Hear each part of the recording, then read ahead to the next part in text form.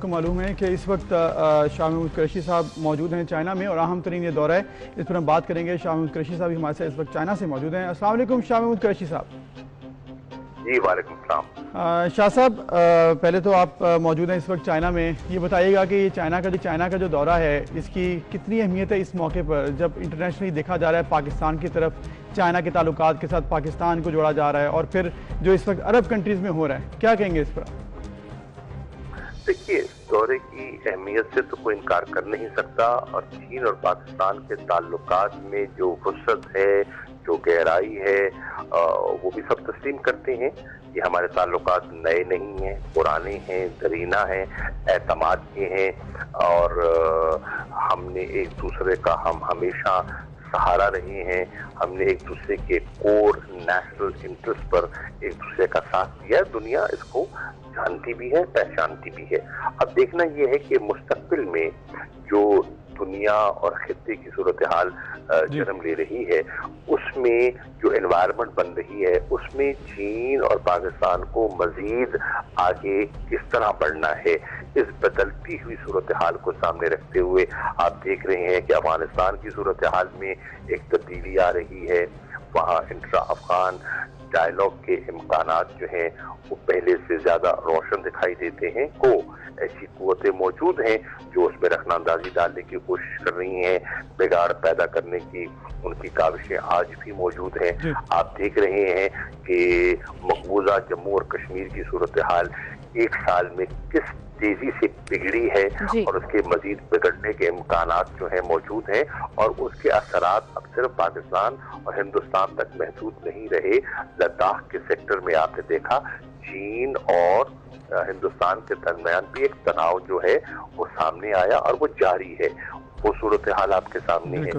آپ دیکھ رہے ہیں کہ مشرق وسطیٰ میں ایک سوچ جنم لے رہی ہے، اور اس پہ ابھی آپ نے دیکھا کہ ایک یو اے ای کی طرف سے پیش رفت ہوئی ہے، اور پھر آپ نے سعودی عرب کا ایک موقف آپ کے سامنے آیا، اور انہوں نے وضاحت کر دی، اور اس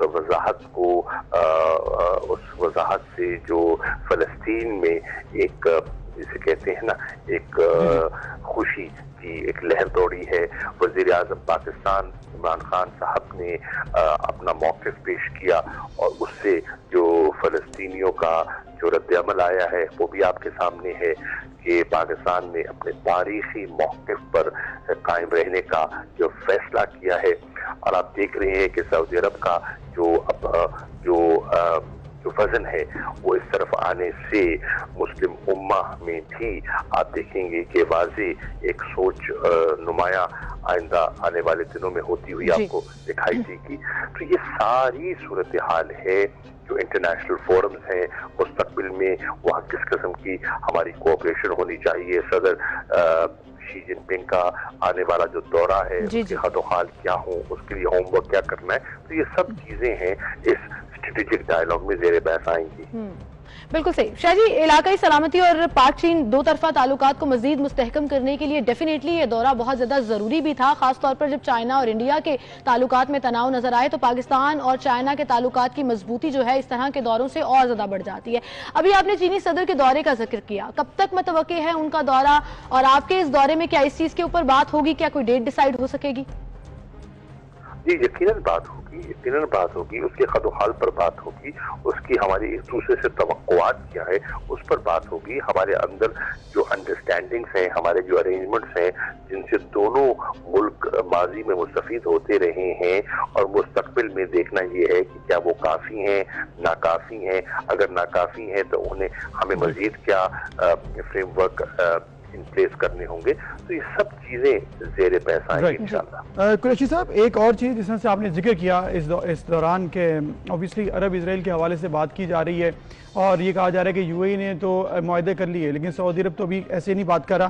پاکستان کی طرف سے وزیر اعظم عمران خان نے کہا کہ ہم لوگ جب تک فلسطین کا معاملہ حل نہیں ہوتا نہیں مانتے اسرائیل کو، لیکن یہ بھی کہا جا رہا ہے، تنقید کی جا رہی ہے وزارت خارجہ پر کہ وزارت خارجہ نے کوئی دو ٹوک بیان نہیں دیا، گول مول بات کی، اور کچھ واضح پالیسی سامنے نہیں آئی، اور یہ اوبیسلی وزارت خارجہ کو ہیڈ آف کرتے ہیں۔ کیا کہیں گے، دو ٹوک پالیسی کیا ہے، ون ورڈ جس طرح سے وزیر اعظم عمران خان نے کہا، کیا وہی ہے؟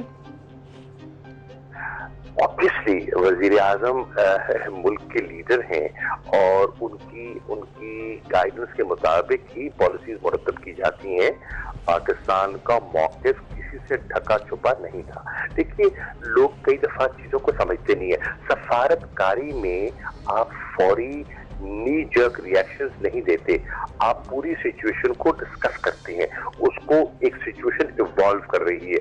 आपने देखा कि सऊदी अरब ने भी कुछ दिन लगाए अपना मौक़िफ़ बयान करने से पहले।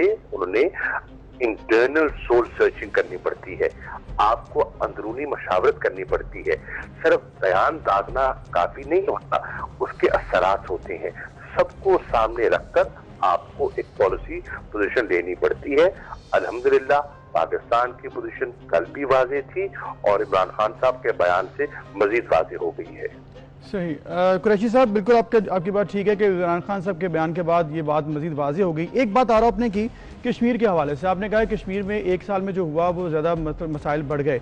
आपसे चंद माह पहले बात हुई थी, आपने कहा था कि कश्मीर के ऊपर हम मज़ीद काम करेंगे और इसके अलावा हम ये भी करेंगे कि हम लोग मुख्तलिफ ममालिक में दौरे करवाएंगे, डेलीगेशंस भेजेंगे। अब तक उस पर कोई अमल दरामद नहीं हो सका और उस मामले को एक साल हो चुका है। कश्मीर में जो हुआ कुछ पेशरफ्त सामने नहीं आई, पाकिस्तान की तरफ से सिर्फ बयानात ही आ रहे हैं, ये तनकीद होती है ऐसी। आप क्या कहेंगे इस पर?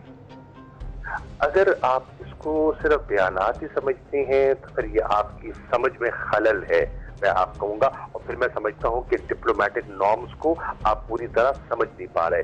ये बयानात नहीं है, इंटरनेशनल एनवायरनमेंट तब्दील हुई है। ह्यूमन राइट्स काउंसिल में, और जो ह्यूमन राइट्स के अक़वाम मुत्तहिदा की कमिश्नर हैं, 2018-2019 की रिपोर्ट तो पढ़ के देखिए, सलामती काउंसिल की डिबेट्स को तो देखिए। जो इस 1.5-2 सालों में जो आर्टिकल्स आए हैं इंटरनेशनल मीडिया में, जो हिंदुस्तान की दुर्गत बनी है, इसको तो देखिए। डेलीगेशंस का मैं जिक्र कर रहा था, डेलीगेशंस का खुसूसी तौर पर आपने कहा था कि डेलीगेशंस भेजे जाएंगे। जवाब लीजिए। आप इस किस्म की जब ऐसी बातें करते हैं, इससे आप अपने लोगों को मायूस करते हैं। लेकिन शाह साहब, शीरी मिजारी साहिबा आप ही की गवर्नमेंट की मिनिस्टर साहिबा हैं और उन्होंने फॉरेन पॉलिसी के ऊपर चार्जशीट ले आई और उन्होंने ओपनली बड़ा तनकीद का निशाना बनाया इसे। किसने? जो आपकी मिनिस्टर साहिबा हैं शीरी मिजारी साहिबा, उन्होंने चार्जशीट ले आई फॉरेन पॉलिसी के अगेंस्ट इंडिया कश्मीर के इशू पर। पॉलिसी थी। मेरी बात सुन लीजिए, उसको पूरी पार्टी ने उनका एक जाती मौक़िफ़ है, हम उनका एहतराम करते हैं, लेकिन पार्टी का मौक़िफ़ वो नहीं है। इमरान खान पार्टी के लीडर हैं और पूरी पार्टी ने, कैबिनेट ने उसको मुस्तरद किया। और जो हुकूमत पाकिस्तान ने, जो फॉरेन ऑफिस ने किया, वजीर आजम ने इसकी तारीफ की है और वजीर आजम ने कहा है कि फॉरेन ऑफिस की परफॉर्मेंस आउटस्टैंडिंग रही है। ये है पार्टी का मौक़िफ़। अफराद देखिए, उनकी ख्वाहिश क्या है? उनकी ख्वाहिश है कि बेहतरी हो, किसकी ख्वाहिश नहीं है कि बेहतरी हो? हम भी चाहेंगे बेहतरी होनी चाहिए। ये तो एक मुसलसल कोशिश है। कोई एक बयान से या एक मीटिंग से या एक नशिस्त से 72 साल पुराना मसला है। ये 72 साल में न ये पहली हुकूमत है जो इससे डील कर रही है, इससे पहली हुकूमतें भी करती रही हैं। लेकिन कुरैशी साहब भी पोजीशन पे रही हैं, वो खुद भी जो इंस्टीट्यूट ऑफ स्ट्रेटेजिक स्टडीज की हेड रही हैं, जो वजारत खारजा से वो खुद मुंसलिक रही हैं। उनके आपके इल्म में है कि वो मुंसलिक रही हैं। की बात बिल्कुल ठीक है। ऑब्वियसली 72 साल का ये मामला है, इसको जल्द हल नहीं हो सकता, लेकिन ये भी कहा जा रहा है कि जो 1 साल में हुआ वो 72 साल में नहीं हुआ। और जो आर्टिकल जो आर्टिकल वहां पर रिवोक हुए हैं, इस पर आप मतलब आइंदा 1 साल में तो जो हुआ हमने देखा, ऑब्वियसली एफर्ट्स आपकी तरफ से पूरी की गई हैं, लेकिन आइंदा क्या प्लान्स हैं, किस तरह से इसको लेके चलना है, क्या मजीद क्या काम इस पर आपके पास ऑप्शंस बनाए गए हैं? पहली बात तो ये है, जब आप सवाल करते हैं तो जवाब लेने का थोड़ा हौसला भी रखें ना। आप सवाल के अंदर जब मुझे इंटरप्ट करेंगे तो मैं जवाब नहीं दे पाऊंगा। सर मेहरबानी फरमाए, तहम्मुल से सवाल कीजिए और तहम्मुल से जवाब भी लीजिए। जी सर, आप सवाल कीजिए, जवाब दूं मैं आपको। कुरैशी साहब, ये पूछना था कि जिस तरह से आपने 1 साल में एफर्ट्स आई हैं, ऑब्वियसली वो बड़ी बेहतरीन होंगी, लेकिन ये भी कहा जा रहा है कि जो 72 साल में हुआ ये भी कश्मीर में कभी नहीं हुआ और ऑब्वियसली इसके लिए ज़्यादा मजीद काम भी ज़रूरत है। तो अब मजीद आप ये बताइएगा क्या ऑप्शन रखे गए हैं, अगले साल में हम क्या देख रहे हैं कि वज़ारत ख़ारजा क्या क्या करने जा रहा है, स्टेप्स क्या होंगे अगेंस्ट इंडिया और कश्मीर के लिए? देखिए, ये एक पुराना मसला है और इस मसले को हमारा मौक़िफ़ इस पे वज़नी है। हमारे मौक़िफ़ की UN के सेक्रेटरी जनरल ने तायद की है।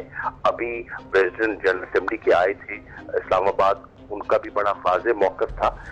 अब ये दुनिया की सूरत हाल दुनिया फैसले करती है। आपने देखा 1-1.5-2 दहाइयाँ तो ये जो वॉर ऑन टेररिज्म पे दुनिया की नज़र थी।